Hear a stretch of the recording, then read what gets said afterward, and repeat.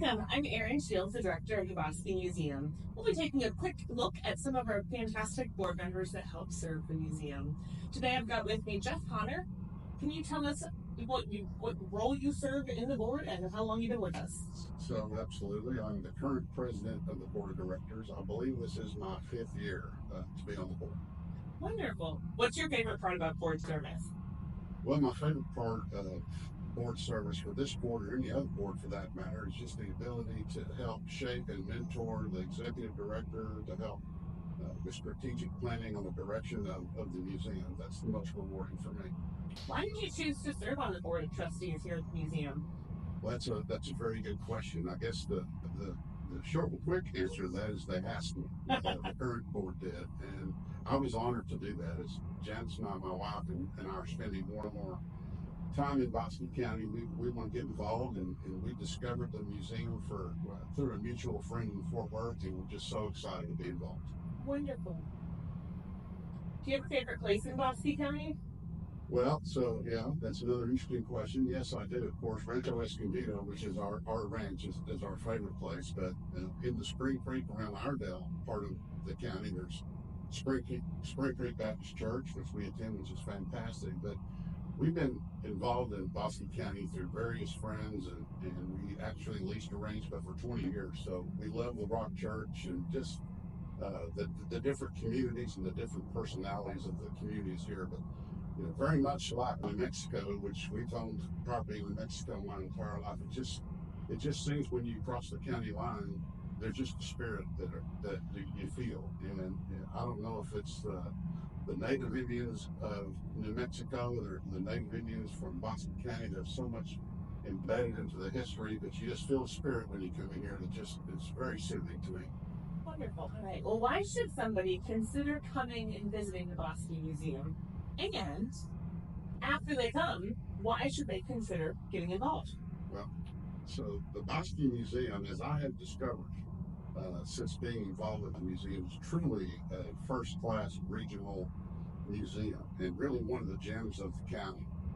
The problem with it is kind of out of sight, out of mind over here. But once you come in here and you realize the quality that you have in Bosque County, you want to continue to be involved. I mean, the Smithsonian, which is going to be coming later in the year with the Crossroads Tour of America, shows 7 museums to showcase this exhibit, and this is one of them, which is the most validation you could have for the Smithsonian to come here. So I think it's a great destination for not only people in Bosque County, but also a wonderful destination for visitors to come that are looking for things to do. So the Bosque Museum is truly, as I said, one of the gems of Bosque County. Wonderful. Do you have a favorite object in the museum? So, yes, I do, and I need to answer that in a couple of ways. We're sitting in this is the Bosque 7 Gallery, which we added 7 years ago, something like that showcases the 7 famous artists that either currently live in or have lived in Bosque County, and I think it's just a spectacular room. The other thing that I like about the museum, and this is really new knowledge to me, is we just completed our strategic planning this year with the museum, with the board of directors. And what came out of that for me, which was a surprise, was our programming, our camps, our involvement with the kids. And it's just not my era yet. My grandbaby's only 15 months old. But that was eye-opening for me. And in talking to you, the amount of kids that come in here and the quality of programs, I'm very excited about that. What's your favorite story that the museum tells?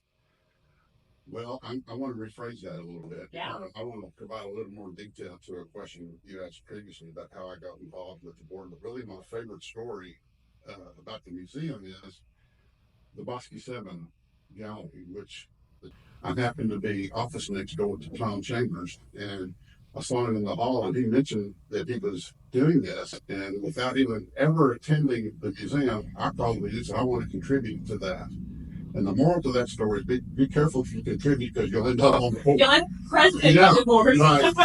But I think that's just the testimony to the level of donors that you have, to the quality of donors that you have supporting the museum that are so passionate about it, they tell people about it.